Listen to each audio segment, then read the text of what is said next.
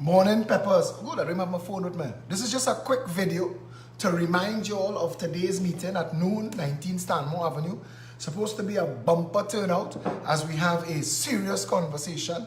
I went looking for a red jersey and the only one I could find is my Jericho Project jersey. And it's ironic that I'm wearing this today because the Jericho Project is 25 years old.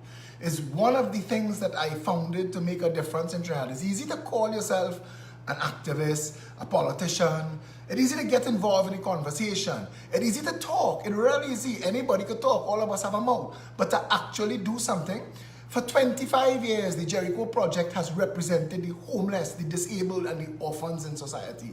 We actually looked for the lowest rung and dealt with them and helped them. The Jericho Project organized subventions from the state for the orphans. The Jericho Project organized handicapped parking spaces in malls and supermarkets throughout this country. The Jericho Project organized clothing drives and care packages for the homeless, care packages that have become an international issue. People all over the world copied what we did here as the Jericho Project for our homeless, putting towels and personal hygiene products together in a bag and giving it to homeless people, dispossessed people with nothing, and that went on to become something studied in a university in the States. And the reason I'm saying this, because I really want to defend myself this morning, it's not easy to put country before self. It's not easy to put country before family. It's not easy to put country before your own business pursuits, your own personal pursuits. Every Saturday that I spend behind, and since January 17th, 2017, every single Saturday of my life, with the exception of 2, have been spent in Jericho, in Progressive Empowerment Party's headquarters, holding a greet and meet. We've had a meet and greet. We've had more political meetings in 19 months than most political parties have had in their entire existence. We meet our members every week. We answer questions. We invite people to come and get themselves in the conversation. Again, the reason for saying this is this. There are people with agendas. The biggest threat to the PNM and the UNC and the people who benefit from the PNM and UNC, either those on top who are benefiting from the criminal contractocracy that has robbed and raped this country, and those from the bottom who need a racist cult to find their identity, those people see the PEP as a real and credible threat. No other political organization in this country's history, with the exception of the PNM, was able to grow at the speed at which the PEP is growing at.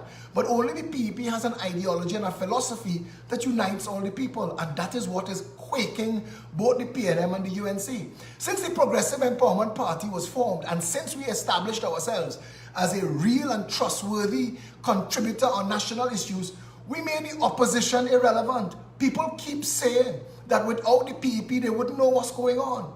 And the PNM and its supporters, as well as the UNC supporters, have decided that they will undermine this party in any which way possible. One of the ways that they try to get at this party, and it has been so from the start, is to get rid of Philip Alexander. I am seen as the leader and the brain and the person who brings people to the conversation. So I'm constantly under attack. And I take that and I understand that life threats, court case. Last night's video was assaulted. We don't even know how it is possible that something like that could be done to a Facebook video, and our social media people are looking into it now. But all of this is happening because they say the Rappel Stone at Barren Tree. The Progressive Empowerment Party, like the Jericho Project, is changing the national landscape, is changing the national narrative, is changing the national conversation. Like the Jericho Project made life better for the disabled, the homeless, and the orphans, the Progressive Empowerment Party has given a voice to the voiceless. Many of the people, a guy on a thread this morning, having the world to say about the PEP, and I asked him, are you a member? He said, no. I said, have you ever made a contribution to the party? He said, no. I said, do you do anything in any kind of politics for anybody? He said, no. I said, so your whole role in the conversation is to rain on the parade of anybody else who try it.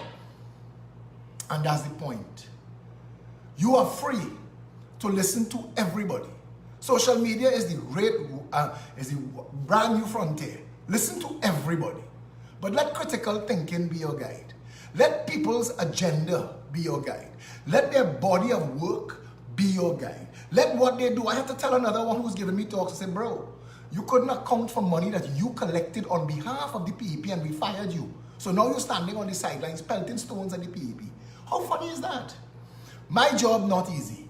My job is to stand up against the criminal contractocracy, the oligarchy, these two broken, corrupt and racist political cults, the PNM and the UNC, and to stand strong on behalf of the Progressive Empowerment Party and the 99% of the people coalescing towards this party. No, not everyone is going to like my particular style, and no, not everyone is going to agree with what I say. Again, that is the world we live in, that is life. Everybody's free to have choice. But at the end of the conversation, you get to decide what the purpose of your life is. This morning, like every morning, when I wake up and I do my introspection, I have to decide if this is what I am giving my life to. Why am I doing it? What is the end game? What is the objective? Am I comfortable with what I am doing? Do I believe that I am making an honest difference in the lives of others? And if the answer to all of those questions is yes, then I continue. And if it's not, then I'm done. I know all the political players and they know me. And they know that I know all of the bacchanal that they're involved in, and they're afraid of that. Philip Edward Alexander is the only politician that's in politics not for anything else but a better country. I am the only one. Every other politician have their hand in somebody else's pocket, and they're afraid of me holding public office because they know that if Philip Edward Alexander ever gets to be Prime Minister of Trinidad and Tobago, a lot of very influential people will be exposed for the criminals they are and will be brought to justice. But that is a topic for another conversation. All I want to say to you today is this. You decide. The Progressive Empowerment Party was created as a political alternative to all that has gone on for the past 56 years. Yesterday was Independence Day. All of these parties have had control of government. Some may have been lesser evil than others, but they've all been evil, and that is the problem with this country. Too many people are willing to stand on the sidelines and pelt stones at others while they themselves are doing nothing to help save Trinidad and Tobago. Martin Luther King Jr. say, if you are silent in the times of oppression, you're siding with the oppressor. Trinidad and Tobago, this morning, we're heading down to PEP headquarters for a mammoth meeting. Come and join us. There will be cake because it was Independence Day yesterday. We look forward to growing this party with you.